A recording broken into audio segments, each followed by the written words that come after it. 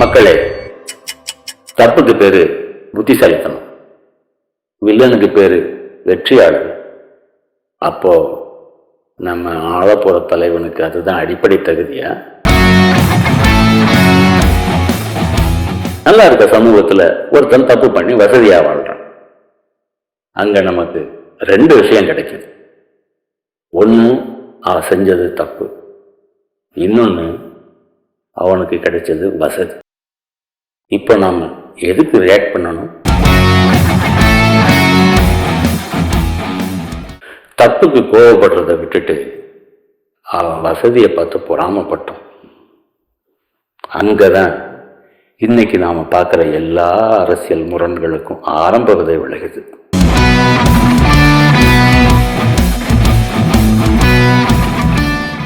அந்த பொறாமை தப்புக்கான பலன் லாபம்னு குறிப்பு எடுத்துக்குது. நல்லவனா இருக்கணுங்கிற வைராக்கியம் இதெல்லாம் போகுது. தப்பு தப்பு தான், ஆனாலும் ரிசல்ட் நல்லதா தானே இருக்குன்னு மனசு சமாதானம் பேசுது.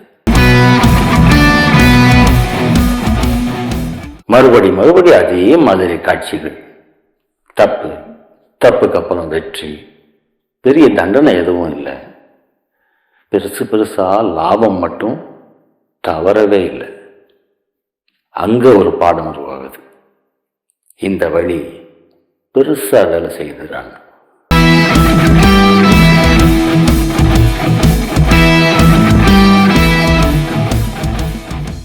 ஆனாலும் தப்பு பண்ண மனசு ஒத்துக்க மாட்டேங்குது. ஏன்? அதுக்கு சமூகத்தில் இருக்கிற பேரை, அப்ப பேரை மாத்திட்டா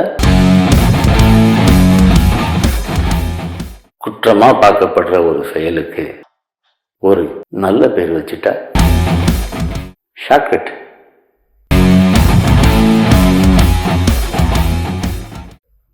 இப்ப அந்த பாதை குற்றம் இல்லை, புத்திசாலித்தனம்.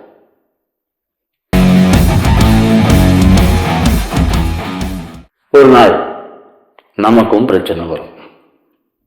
சமாளிக்க முடியாம கஷ்டப்பட்டுக்கிட்டு இருந்திருப்போம். அப்போ உதவிக்கு நம்ம யாரை தேடுவோம்?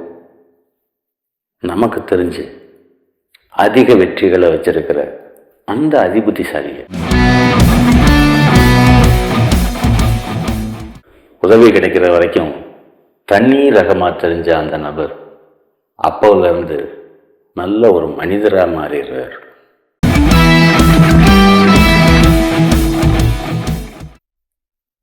அவரால் நமக்கும் வேலை நடந்திருக்கு. இப்ப அந்த புத்திசாலி பாதைக்கு நாம ரசிகரா மாறிடுறோம்.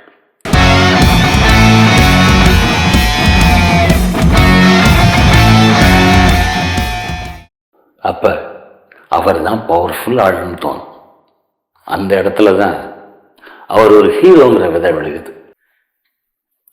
4 பேர் பாராட்டுவாங்க, 400 பேர் வேடிக்கை பார்ப்பாங்க.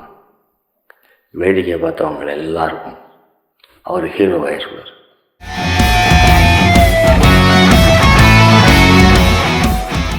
அடுத்து ஃபாலோவர்ஸ் வந்துட்டா அவர் தலைவர் ஆயிடுவார். அரசியல்ல இறங்கி ஆட்சிக்கும் வந்துடுவார். இப்ப இதுல தப்பு யாரு?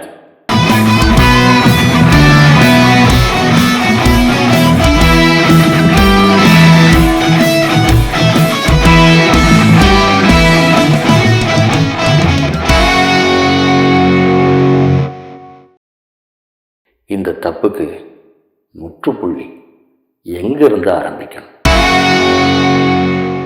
இந்த கேள்வி கமெண்ட்ல பதில் சொல்றதுக்கு இல்லை, கையால பதில் சொல்றதுக்கு.